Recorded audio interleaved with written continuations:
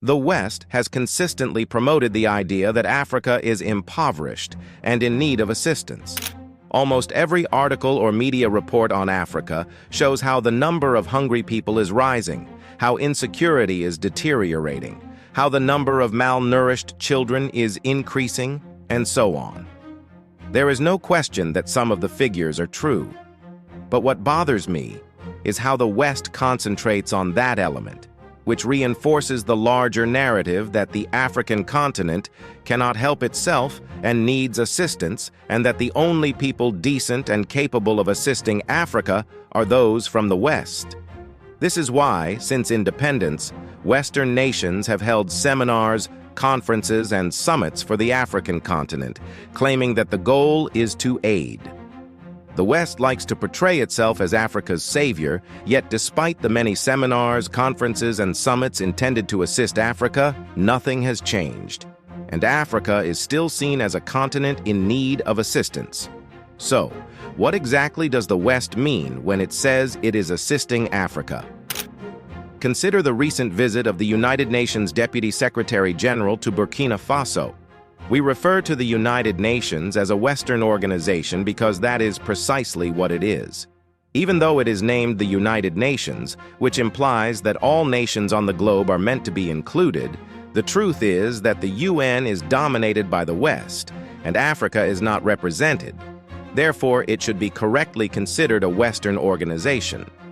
As previously stated, Amina Mohammed, the United Nations Deputy Secretary General, recently visited Burkina Faso.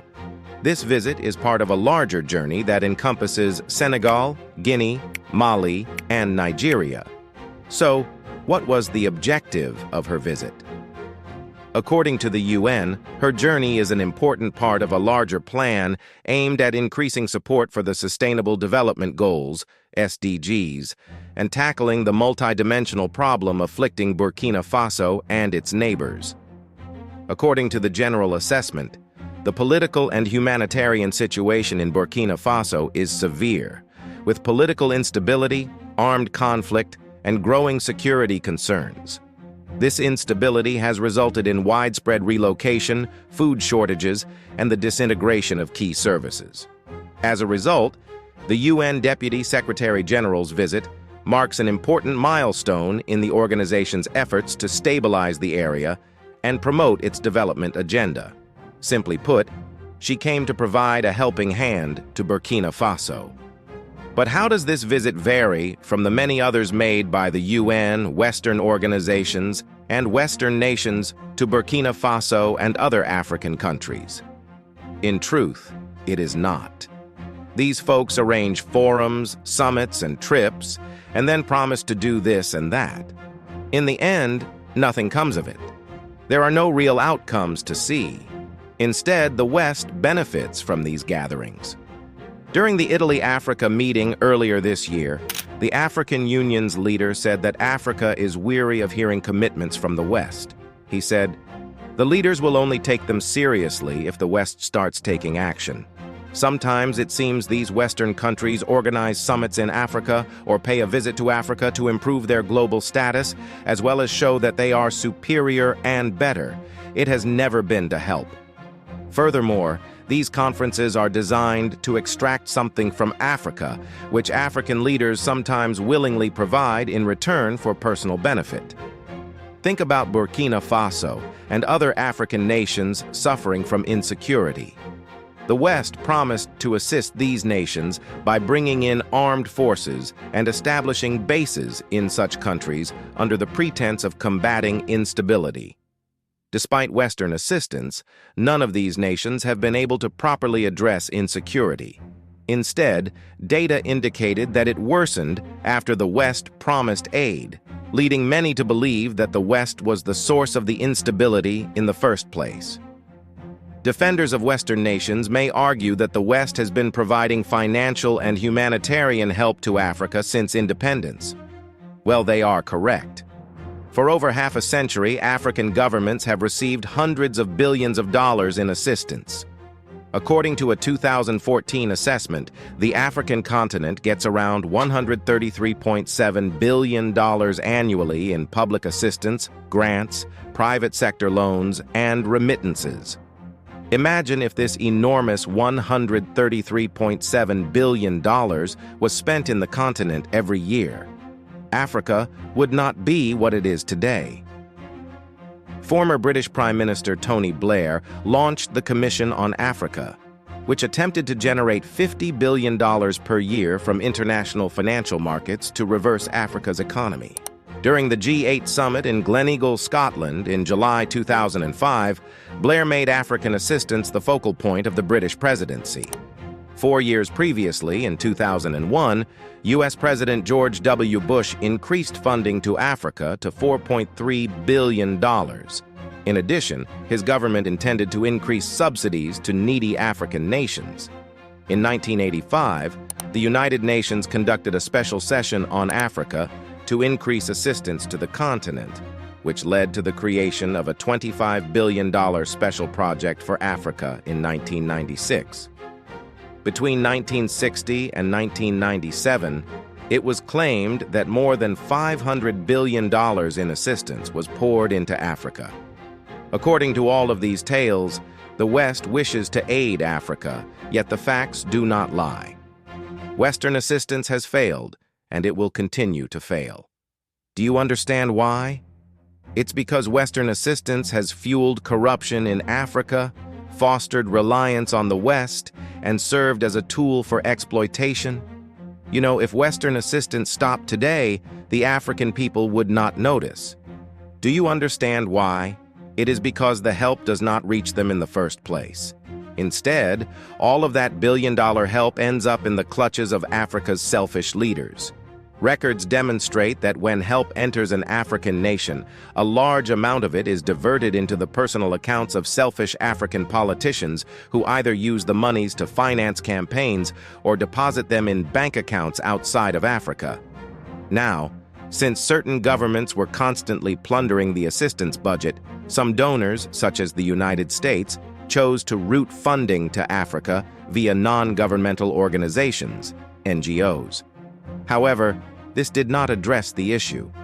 People started to perceive NGOs as a source of money, which resulted in the growth of NGOs across Africa. In 1960, Ghana had just 10 registered NGOs, but by 2001, the number had risen to 1,300. Imagine how many there are today. And it is not limited to Ghana, it occurs across Africa. But guess what? The funders of this foreign help, such as the World Bank, the EU, and Western nations, are aware that significant sums of the cash wind up in the coffers of greedy African governments and NGOs. Yet they continue to provide the aid and consider them development partners. If they wanted Africa to flourish, wouldn't they have found another method to assist the continent? Why do they continue to inject assistance year after year when it is clear that it is ineffective? They are getting something out of it. And this gets us to the following point. Western assistance is a weapon for Western exploitation. Remember our 2014 research in which we said that Africa gets around $133.7 billion per year. This is a large sum, right? But listen to this. According to the research, $191.9 billion is drained from the continent via loan repayments, multinational firm profits, and illegal financial flows. Mind note, this is just for 2014. According to reports, the amount has just increased. When it comes to illegal financial flows, the common consensus is that corrupt African politicians are to blame for plundering huge public money in their nations and hiding them in private offshore accounts. A new investigation, however, has called this concept into question. Global Financial Integrity believes that corrupt acts, including bribery and misappropriation of public funds, account for just approximately 3% of illegal outflows. Criminal operations, such as drug trafficking and smuggling, account for 30% to 35%, but guess what takes the majority? MNCs from other countries. According to the research, these men account for 60% to 65% of all illegal outflows. So, Do you see how little the money that corrupt governments steal compares to the money that Western companies steal? According to the research, international commerce is the most prevalent route for illegal money to cross borders. According to a 2014 study, Africa experiences an annual net loss of more than $85 billion. A net outflow of this magnitude shows that Africa is assisting the West rather than the other way around. In the same manner that Africa helps to develop the West uses assistance to underdevelop Africa. The majority of Western assistance to Africa is subject to restrictions.